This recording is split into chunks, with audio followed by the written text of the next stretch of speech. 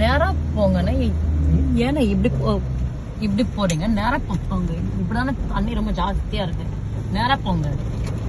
இப்படி போய் மாட்டிக்காதீங்க. Main road போயிடலாம் எப்படின்னு.